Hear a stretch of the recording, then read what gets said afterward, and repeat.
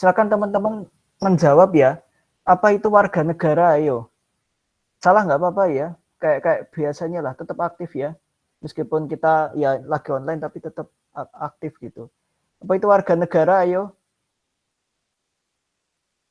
Dila Permatasari, angkat tangan mau menjawab? Iya, Pak. Silahkan. Warga negara adalah orang yang tinggal di suatu wilayah tertentu dan mengikuti peraturan di negara tersebut. Oke, sebentar ya, saya catat dulu ya, sebentar.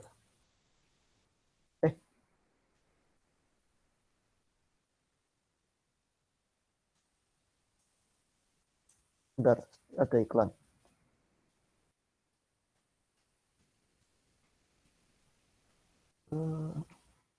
Tadi namanya Dila ya, oke. Dila Permatasari.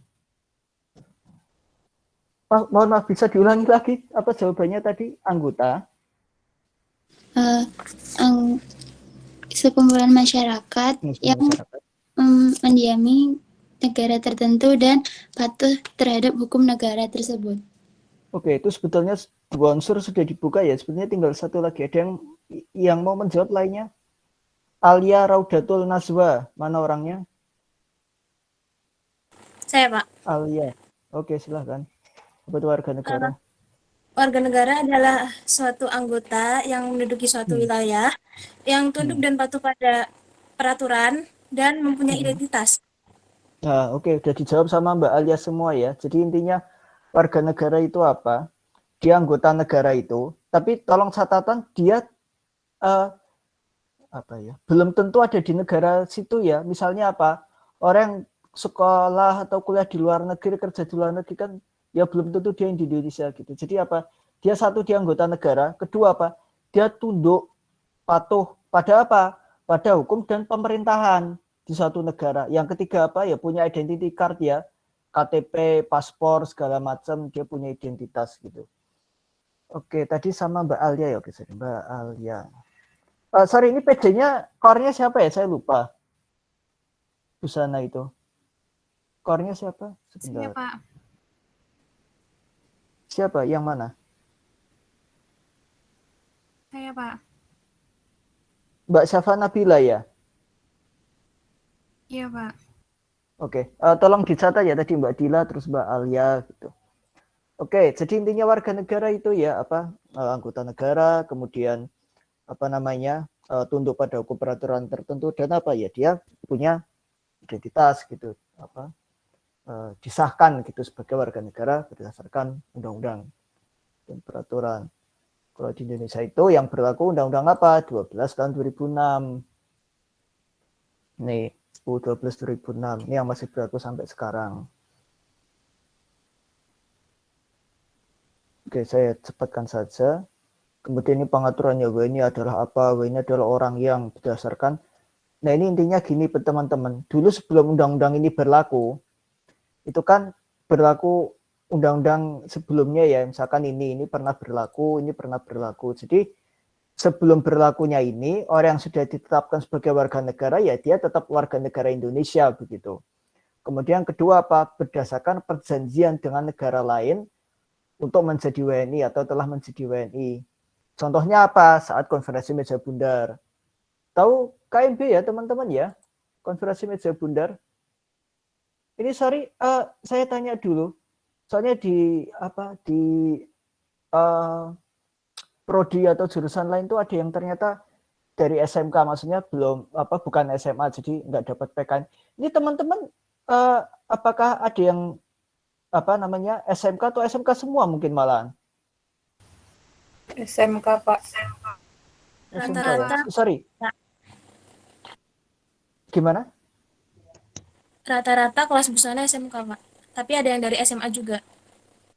Oh sorry, ini soalnya tata busana. Oke, iya. Berarti kayak tata rias ya. Mohon maaf, ini saya tanya. Di SMK apakah dapat mata pelajaran PKN atau Pancasila begitu? Dapat, Pak. Ada, Pak. Ada ya. Oke, berarti ya materinya saya agak cepat nggak apa-apa ya gitu. Maksudnya teman-teman ya bisa agak-agak ngerti sedikit lah gitu. Nah, KMB, teman-teman pernah ingat ya, jadi dulu ada BPOPKI, PPKI, Rumroyen, Renville, kemudian apa? Ada namanya konferensi meja bundar. Jadi apa namanya? Konferensi meja bundar itu kan strategi Indonesia agar apa? Agar istilah pokoknya Belanda itu mau mengakui Indonesia itu negara merdeka begitu. Nah, ketika KMB ini ada dua konsekuensi. Yang pertama apa? Indonesia berbentuk serikat ya, apa namanya Republik Indonesia Serikat. Konsekuensi yang kedua yang tidak enak apa? Ini teman-teman bisa lihat sendiri ya, bahkan golongan warga negara tuh ada hierarkinya gitu. Jadi Belanda yang paling tinggi, Belanda atau Eropa gitu, yang kedua yang asli pribumi, baru yang ketiga apa? Timur asing dan non timur asing. Jadi maksudnya Cina atau yang lainnya seperti Arab begitu. Nah, kalau sekarang kan pengaturan warga negara itu kan semua warga negara sama ya, tidak ada hierarki. Jadi kok misalnya saya lebih tinggi, nggak ada ya, semua warga negara sama ya. Nah, apa namanya itu tadi yang saya maksud berdasarkan perjanjian. Jadi dulu waktu itu orang Belanda yang tinggal di Indonesia atau ya pokoknya siapa yang jadi Indonesia berdasarkan perjanjian ini ya dia bisa jadi WNI gitu, otomatis ya ketika undang-undangnya berubah ada pergantian ya dia tetap menjadi warga negara Indonesia. Nah, kemudian di slide selanjutnya ini bisa dilihat bahwa bahkan ini ya ini menyedihkan sekali ya, ketika zaman penjajahan Belanda dulu kita di nomor 3 loh, tanah-tanah kita, wilayah-wilayah kita, tapi mereka menganggap kita yang paling rendah gitu. Jadi yang pertama golongan Eropa, yang kedua golongan timur asing dan apa non timur asing, kemudian yang ketiga baru kita gitu. Yaitu tadi kalau sekarang udah nggak ada kayak gitu. Nah, sejak Indonesia merdeka, pengaturan kewarganegaraan berdasarkan undang-undang itu pernah berlaku beberapa kali ya. Ada Undang-Undang 3 1946, Junto 647. Junto itu maksudnya merujuk ya, jadi refer to gitu ya, ada sangkut paut. Kemudian diperbarui, ini undang-undang baru lagi UU 6258. Kemudian sekarang yang berlaku adalah Undang-Undang nomor 12 tahun 2006. Nah, ini pengaturan dulu warga negara Indonesia, orang asli Indonesia, keturunan. Misalnya gini deh teman-teman, saya kasih contoh. Siapa tahu ada yang pengen apa nikah sama cowok Korea gitu kan, kayak mau di Ayunda gitu kan. Terus nikah udah nikah, akhirnya misalnya anaknya lahir di mana, Australia gitu. Apakah anaknya bisa dapat kewarganegaraan Indonesia? Bisa nggak? Ayo. Bisa. Bisa. Karena Bisa. apa? Karena ada keturunan darahnya. Oh benar, tak pikir karena ganteng gitu. Pikir gitu ya. Bukan ya. Karena apa itu tadi, salah satu orang tuanya warga negara Indonesia. Bahkan orang yang mungkin, tolong itu siapa, Naila Andari yang lagi arisan tuh arisannya diperlihatkan saja ya, jangan nah gitu loh. Jangan liatin gordennya, saya nggak butuh gordennya ya. Jadi gini, apa itu tadi, karena apa, salah satu orang tuanya itu WNI atau orang Indonesia. Nah bahkan apa, orang yang warga negara asing, ya mohon maaf misalnya dia nggak ada keturunan Indonesia, tidak lahir di Indonesia, bahkan apa bisa mendapatkan keluarga negara Indonesia. Dengan apa itu? Naturalisasi ya. Nah ini nanti saya jelaskan. Tahu naturalisasi ya, mungkin artis Jepang atau apa pemain sepak bola dari apa tuh Belanda gitu ya, bisa naturalisasi itu. Dia mendapatkan keluarga negara Indonesia gitu.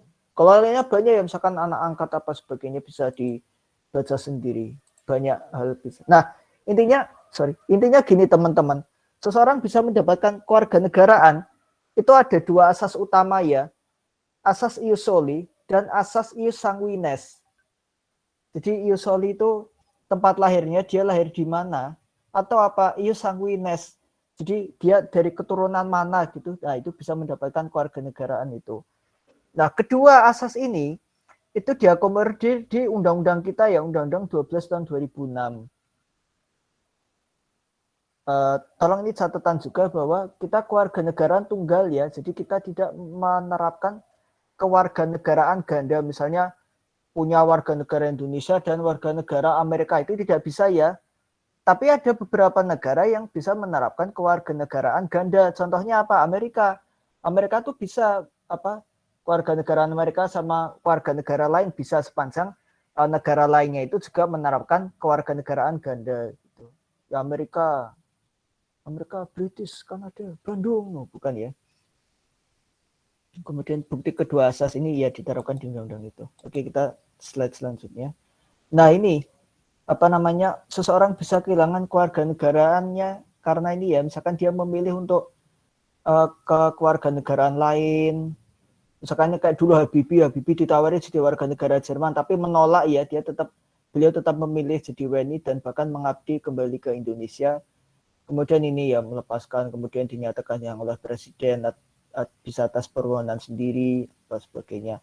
Nah ini jangan sampai ya, nomor 4 teman-teman ya, menjadi pengkhianat ya, maksudnya itu dia apa, jadi tentara di negara lain atau jadi intel new di negara lain, jadi pengkhianat, nggak boleh ya.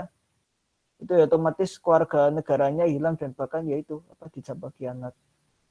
Kemudian ke yang 5 ini maksudnya izin ya, jadi dia melepaskan keluarga negaraan, apa rasanya ingin jadi tentara negara lain, itu silahkan ya gitu. Tapi jangan sampai menjadi pengkhianat yang nomor 4 itu tadi kan gitu. Nah, ini sekarang saya tanya lagi. Jadi di suatu negara itu yang diatur tidak hanya warga negara ya, bahkan apa orang asing, baik yang punya warga negara tidak punya kewarganegaraan, bahkan apa juga badan hukum. Nah, sekarang saya tanya, apa bedanya organisasi dengan badan hukum? Ayo, ada yang bisa jawab nggak? Ayo keaktifan A loh. Keaktifan memperhatikan materi, itu bisa menolong nilai teman-teman kalau ujian misalnya udah mau nyerempet A itu bisa apa di-upgrade begitu. Karena pada dasarnya kan yang memberi nilai kan bukan dosen ya, tapi teman-teman. Ayo ada yang mau menjawab apa bedanya organisasi dengan badan hukum?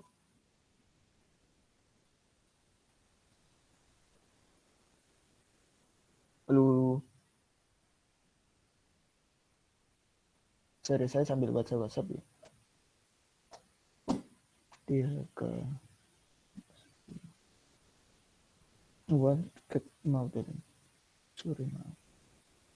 Ayo ada yang mau jawab apa itu organisasi, apakah organisasi beda dengan badan hukum atau sama mungkin?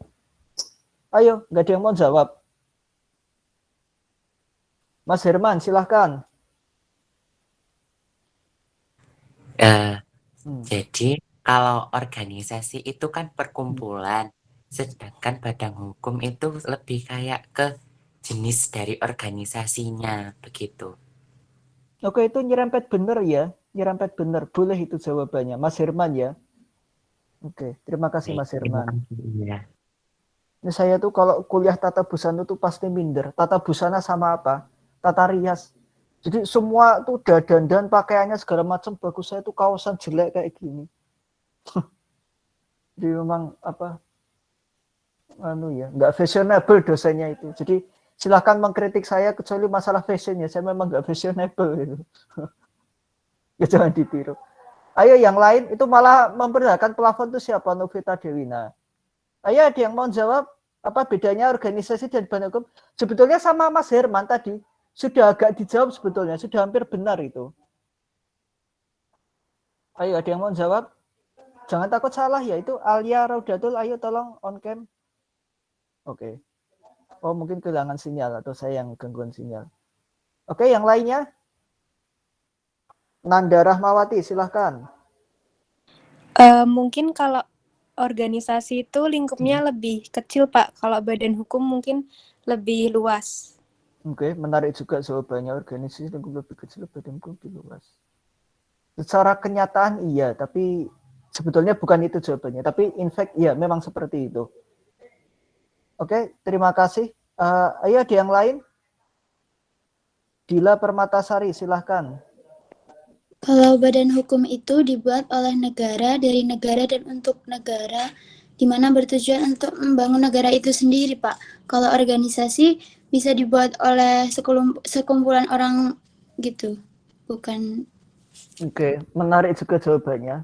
Jadi kalau badan hukum dibentuk oleh negara, kalau organisasi sak-sae kan gitu. Oke, nggak apa-apa, terima kasih. Ada yang lain? Saya kasih kesempatan loh, ini sebetulnya belum begitu terjauh tapi sudah nyerempet ya, terutama tadi jawabannya Mas Herman sama Mbak Dila, Mbak Nanda itu ya juga sudah banyak benernya sebetulnya, kurang rapi aja tapi nggak apa-apa. Ayo yang lain silahkan. Surya Dewi Chandra, ayo silahkan. Kalau organisasi itu sebutan perkumpulan orang-orang yang umum, Pak. Kalau badan hukum itu yang termasuk dalam jenis organisasi itu sendiri. Oke, ini sama seperti Mas Herman ya. Oke, terima kasih Mbak Surya Dewi ya. Oke, terima kasih. Ada yang lain? Sebetulnya teman-teman tuh saya yakin sudah paham, cuman merangkai kalimatnya aja saja yang kurang perlu kita tata. Tapi nggak apa-apa, sebetulnya sudah in substance itu sudah benar. Oh, sebentar ada azan, kita jawab dulu sebentar ya. Kita tunggu sebentar ya.